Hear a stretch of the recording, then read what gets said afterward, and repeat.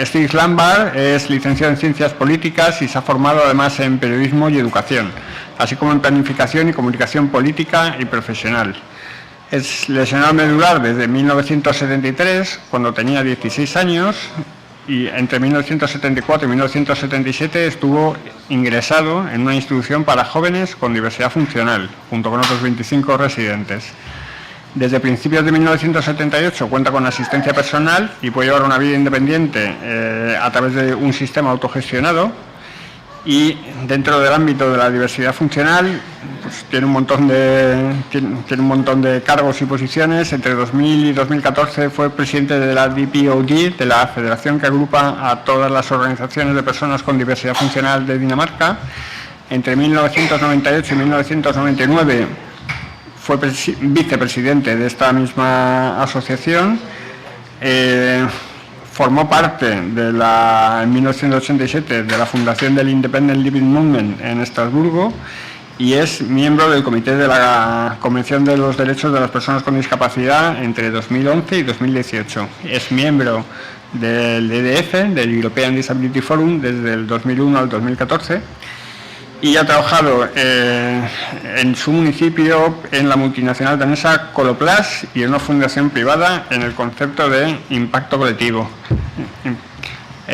Así que, bueno, bienvenido Steve, nice to hear you and the floor is yours.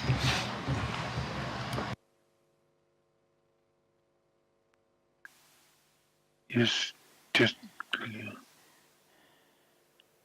Thank you very much. Muchas gracias. And I hope that you can see my PowerPoint presentation. Yo espero que puedan seguir mi presentación de PowerPoint en la pantalla. I'm sorry that my Spanish is a little bit rusty. Y me disculpo porque mi castellano está un poco oxidado y por lo tanto voy a hacer mi presentación en inglés. Y espero que todo el mundo me pueda escuchar.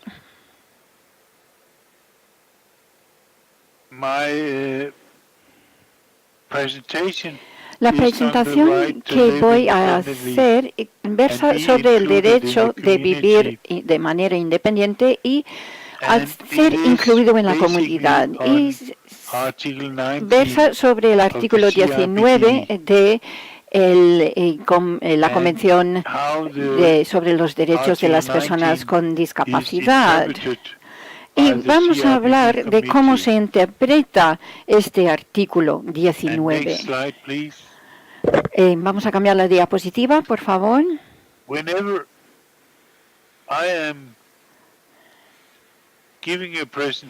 Cuando yo doy una presentación, siempre hablo en nombre propio. Siempre hablo en nombre propio, es decir, que estoy ofreciendo mi interpretación personal de las jurisprudencia con respecto al CDPD que voy a presentar hoy. Así que es posible, si escuchen a otras personas, van a detectar que tienen interpretaciones levemente distintas a la mía. Por eso quiero recalcar que yo hablo en nombre propio y no represento a otros. Vamos a ir a la diapositiva número 3.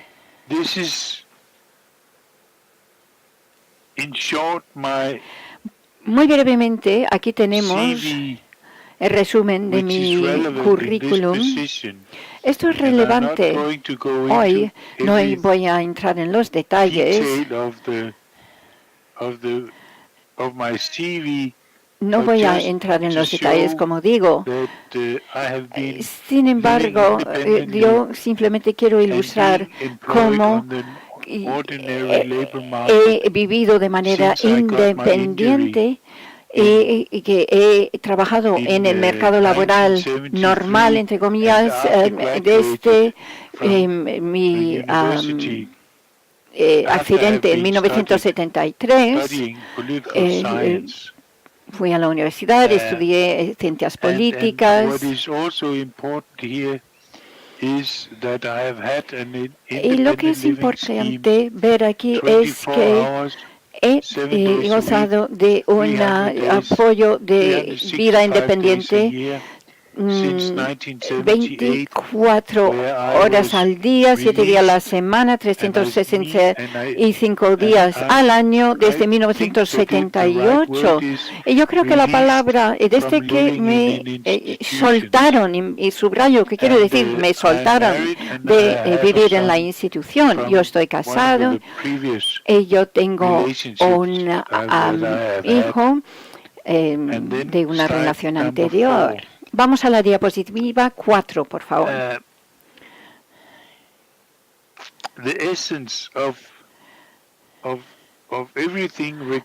La esencia de todo lo que tiene que ver con la vida independiente es que todo el mundo tiene el derecho de vivir independientemente dentro de la comunidad. Que todas las políticas, las leyes, los programas, las regulaciones tienen que desarrollar y diseñarse en colaboración con las organizaciones de las personas con discapacidades.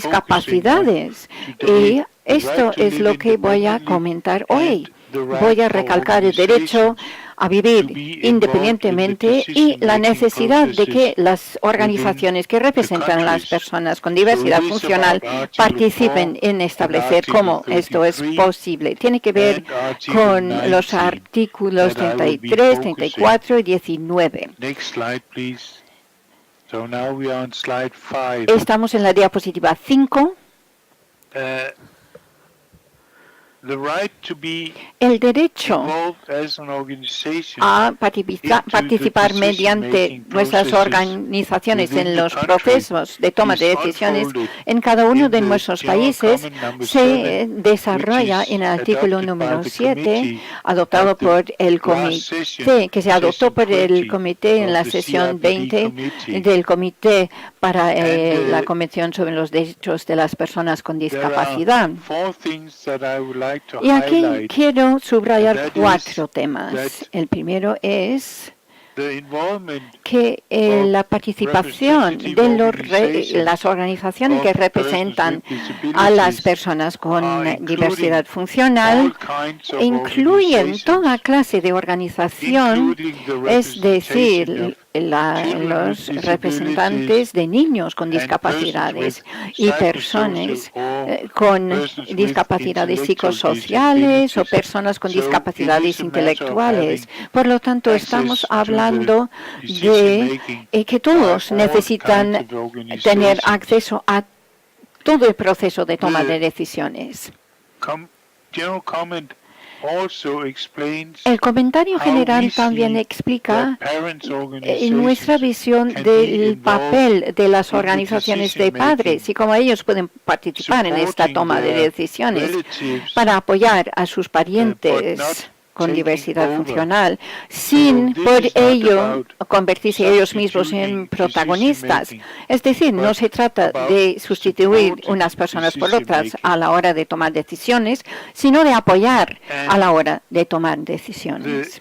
Y la participación de las organizaciones permite que todos los interesados participen en la toma de decisiones, decisiones que versan sobre todos los temas de importancia y permiten a estas organizaciones establecer la agenda cuando expresan sus puntos de vista.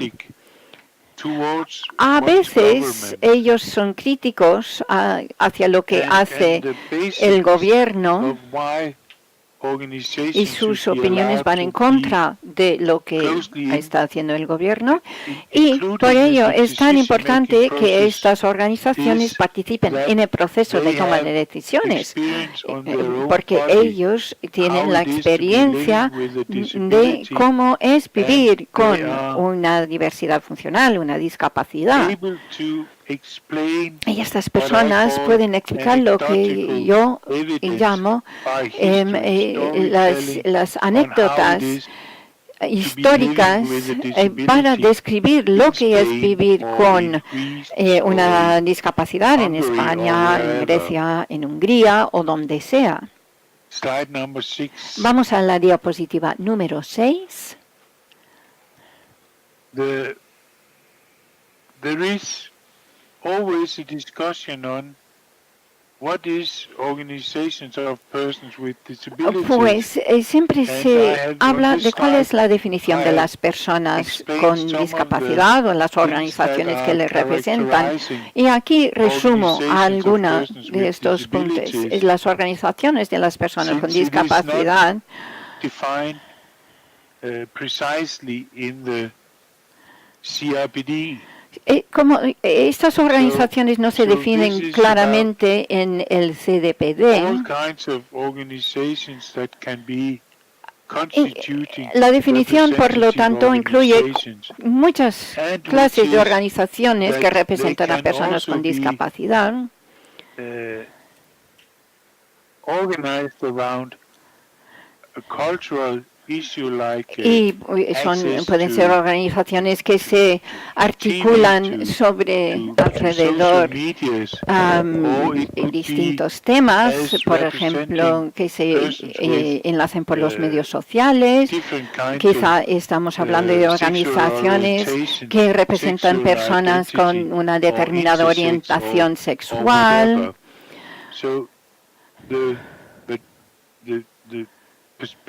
Es decir, para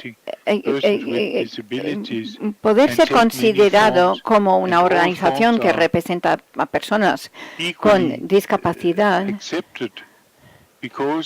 pues esto simplemente implica que muchos tipos de organizaciones se pueden considerar válidas, porque todas ellas pueden colaborar entre sí.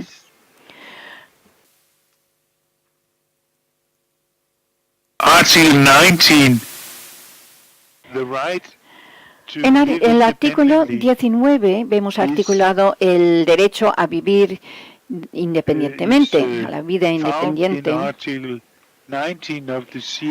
Y vemos, como digo, el desarrollo de esta idea que se recogen, estas ideas que se recogen en el comentario general número 5, 2017, que describe cómo interpretar el artículo 19, ya que el artículo 19 no entra en los detalles sobre la vida independiente, y es necesario desarrollar estas ideas para abarcar todo lo que tiene que ver con la vida independiente,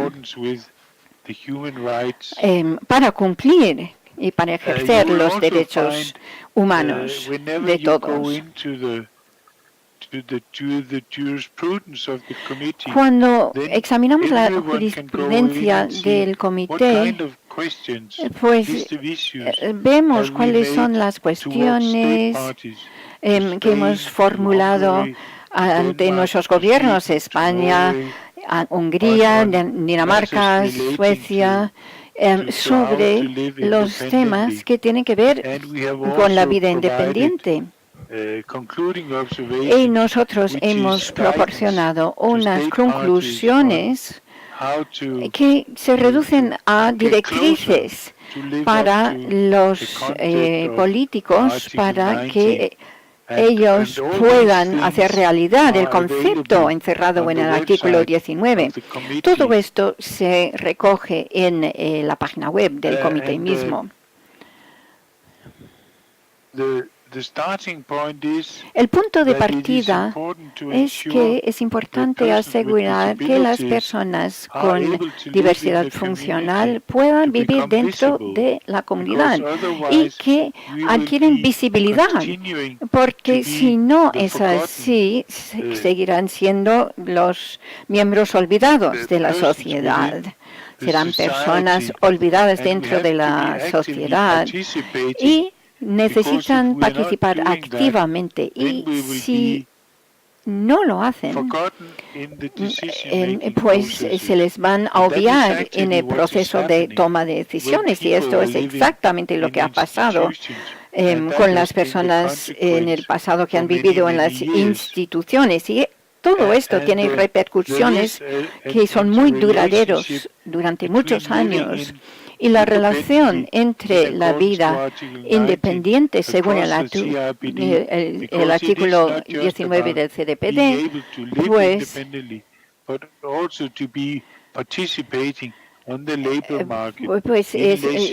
permite, entre otras cosas, a estas personas con diversidad funcional participen en el mercado laboral. Ahora vamos a la diapositiva 8. Si examinamos el derecho de vivir de forma independiente y si incluye este derecho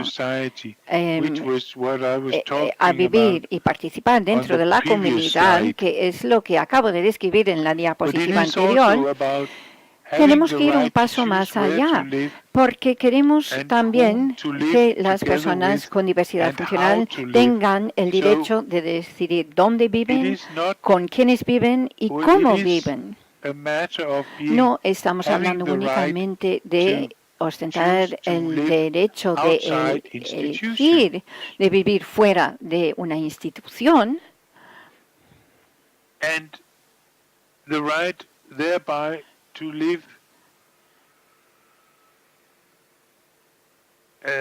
lo cual como estaba diciendo, cuando hablamos de instituciones es importante darnos cuenta es que las instituciones no se refieren al tamaño de las instituciones. Por supuesto, el tamaño es importante. Pero ¿cuál sistema de apoyo disponible para personas con discapacidad se puede organizar de forma que se convierten en situaciones institucionales? Es decir, si uno no tiene control sobre aquellas personas que te ayudan en tu propia casa, por ejemplo, pues también estás institucionalizado según estos reglamentos que están estableciendo límites a tus acciones. Y para poder participar en la comunidad es necesario tener acceso al transporte accesible, información accesible, comunicación accesible. Y también una vivienda también, una vivienda acorde con la diversidad funcional que tiene uno. Y estas son las barreras que se tienen que eliminar para que cada uno participe en la sociedad. Estamos hablando, para poner un ejemplo, de la interpretación del lenguaje de signos.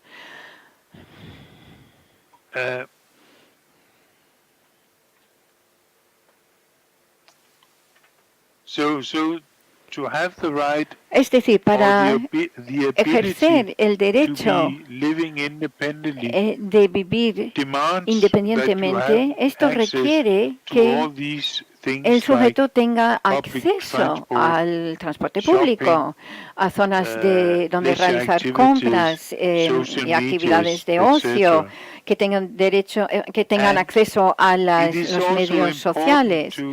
Otra cosa que es importante es que tenemos todos que entender que la comunidad no es necesariamente la localidad de cada uno, el municipio, sino es mucho más amplio. Es decir, la vida independiente abarca la posibilidad de vivir en Madrid o en Bruselas. Es decir, tenemos que definir la comunidad para, como digo, incluir un concepto mucho más amplio de lo que normalmente pensamos. Diapositiva número 9.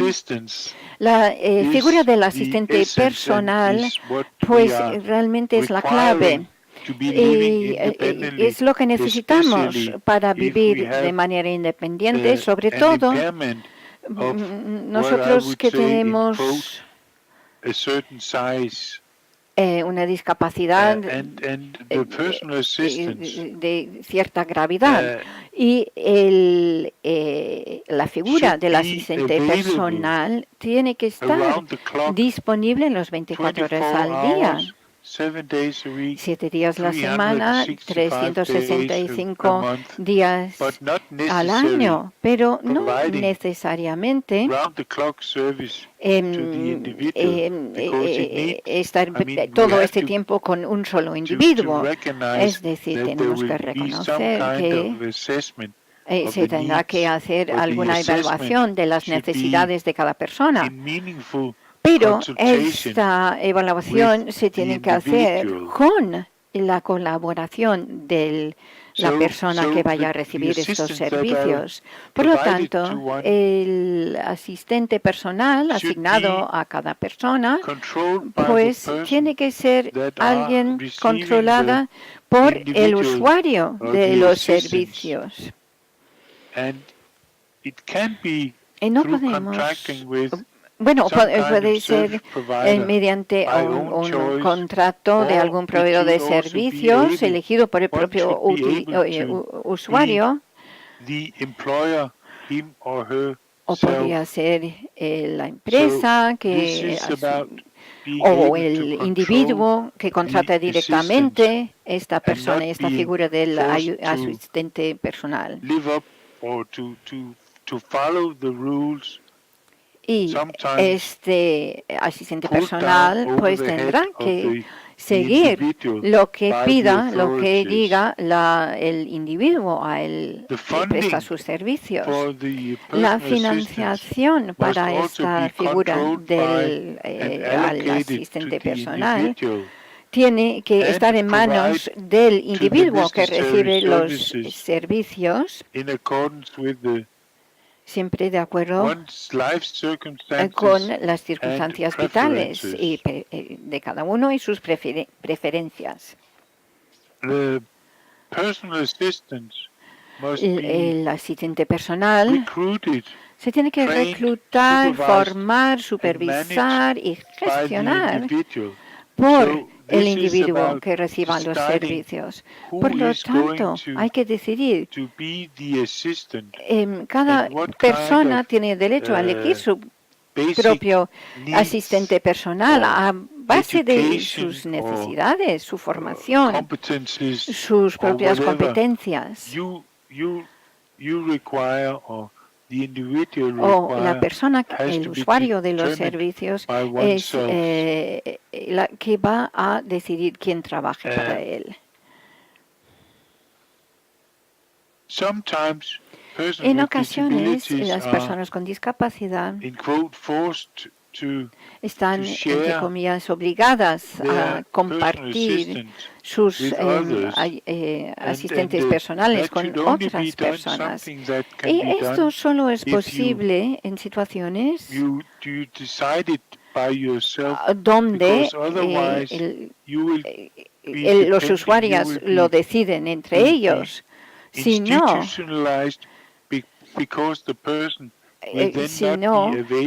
no van a recibir los servicios necesarios ni de forma continua que permiten a la persona con diversidad funcional participar plenamente en la sociedad.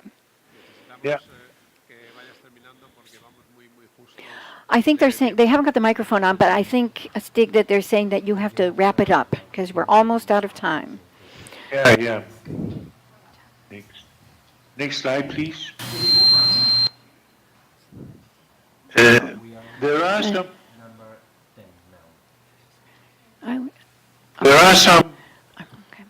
what I would call illegal restrictions. Existen lo que yo llamaría unas restricciones, entre comillas, ilegales. Es cuando se establecen límites que cercan el derecho a la vida independiente. Y esto es cuando se reduce la capacidad jurídica del individuo. Y en estas situaciones vemos cuando estas personas están incapacitadas para tomar sus propias decisiones, y las personas que les proporcionan cuidado a estas personas se apoderan, digamos, de la capacidad de estas personas de tomar decisiones. When you are not setting up or eliminating institutional setups, y cuando no estamos hablando de las organizaciones institucionales que a su vez, por definición, limitan la vida independiente del usuario, del individuo. Siguiente diapositiva, por favor. Entonces, en mis últimas conclusiones serían que la vida independiente es la esencia de ser reconocido como una persona que tiene sus propias preferencias y quiere vivir una vida en un entorno, entre comillas, normal. Muchas gracias por su atención y naturalmente estaría encantado a contestar todas sus preguntas si es que las hubiera. Y creo que he terminado dentro de mi plazo, ¿verdad?